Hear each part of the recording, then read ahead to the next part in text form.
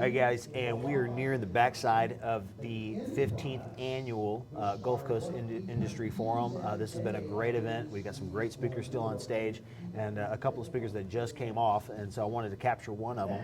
I'm joined by Steve Kean, the CEO, new CEO really, he's still in his first year of the Greater Houston Partnership, a phenomenal organization that has a huge impact in our region. Steve, thanks for joining us, and thanks for joining us today. Great conversation. We wanted to hear a little bit about what you were talking about today. Yeah, well, thanks for having me. So we had a panel. It included Tony Schiavone, Senior Executive Enterprise, and Vincent DeCosimo, Senior Executive at Targa, both very active in our port and in the Houston Ship Channel and in the midstream energy business overall. So they have assets really all over the United States with a pretty heavy concentration on the U.S. Gulf Coast. And so what we were talking about really was the importance of the Port of Houston really to our economy here regionally, but also the entire state of Texas, the entire U.S., and increasingly the global market.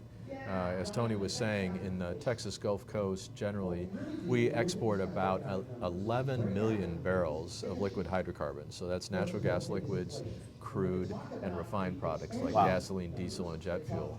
So when you think about that, to put that in context, sort of the total market for refined products, talking about refined products specifically, is about 18 or 19. Of course, those things go into fuel and gasoline and that kind of thing, but they're refined and processed here in the Port of Houston and then exported really around the country and around the world. Okay. And so they're also made into materials by our petchem industry here in the Houston area and along the Port of Houston and the Houston Ship Channel, and those go into materials that also are exported around the world. So we used to be a heavily importing country, and we're now an exporting country when it comes to hydrocarbons. And a lot of that has materialized at the Port of Houston. Awesome. So a critical piece of infrastructure that is just not, its role is just not as widely understood as it should be.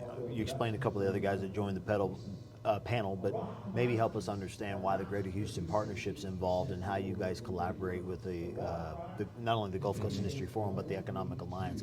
Chad Burke asked me to. Okay. And we work together on a lot of things. He comes to a lot of partnership events. We coordinate on a lot of economic development. Yeah. One of the great things that we have going in our region is that in the Greater Houston area, we coordinate on economic development. So there are a lot of, you wouldn't believe this, there are like 90 sub-regional organizations that work on economic development in one way or another. The Woodlands has a group, Fort Bend County, Sugar Land, as you might expect. 90. Oh, wow. 90. Now some of them are very small operations, but what we try to do together, some of the larger and more significant ones, is we work together on how do we attract more investment, more business to Houston and be coordinated on it. Right. So when we get inbound interest from somebody that's gone to the governor's office or their economic development office, we aggregate all those responses together to make one response to a request for information that shows the prospect, everything that we've got going on in the region. And then if the region wins, then we'll all win, right? We'll all win Kind something of the Texas way. Yes, right? Well, it's a very Houston way. And I think it's part of the reason why we're becoming such an economic engine is everybody's rowing in the same direction, trying to figure out how to solve the same problem. So you're a big part of that, so we're glad to have that. What would you see are some of the more opportunistic things that we have going for us as a region over the next few years? So we have a lot of economic development activity that's ongoing, and one of the areas that is most active right now is people looking around the port for places to site renewable energy facilities. Like I'm talking about making things, right. making the wind turbines and making the solar panels and making the battery storage devices. There's a lot of inbound interest in that right now. Blue and green hydrogen facilities. It's taking up a very big share. So the energy transition, we're going to need what we do here for a very long time to come. The world's going to need what we do here in hydrocarbons and in chemicals and petrochemicals and other things for a long time.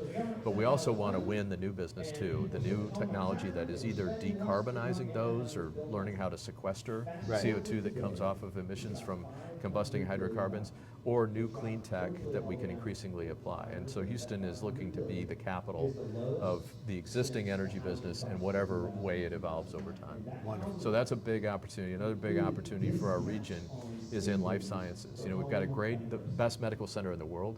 We educate a lot of doctors here, We treat, there's 10 million patient interactions a year. 1 out of 5 clinical trials is done here, but we don't have a really big life science sector. We're like number 12.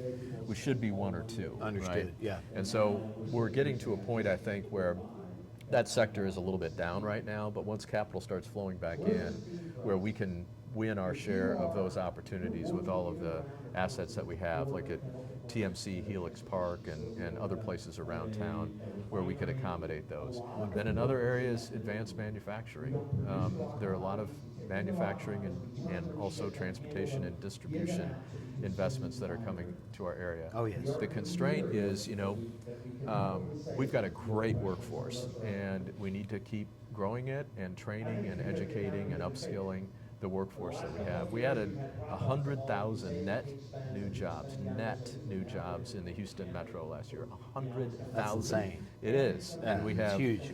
A workforce that's around 3.5 million. We have to keep feeding those opportunities, and we have to give opportunity to the people who are here to be able to participate in the economic activity that we're generating in our region right now. And to do that, we need good skill development. We've got some great opportunities there with higher ed reform that will affect all of our community colleges and incent them all to be creating and educating students with credentials of value, meaning get a job or get paid more. Right. And that's the constraint that we'll continue to kind of, or headwind, as you put it, that we'll continue to bump up against. It's just the people, right? It's always going to be. We got a great big challenge, workforce, right? and we are number 1 in terms of metro areas adding to the 0 to 18 age cohort. We're number Love it. 1 Okay. by a lot. Right. Okay. Okay. But this thing keeps spinning and growing, and to do that, we got to keep feeding it with people, and we got to keep feeding our people opportunity. Love it. Yeah. I love how engaged you are in this and how much breadth of knowledge that you bring to it. So we're going to have to get you on for a full episode sometime. All right. But it's great talking to you today. Great talking Thanks. to you.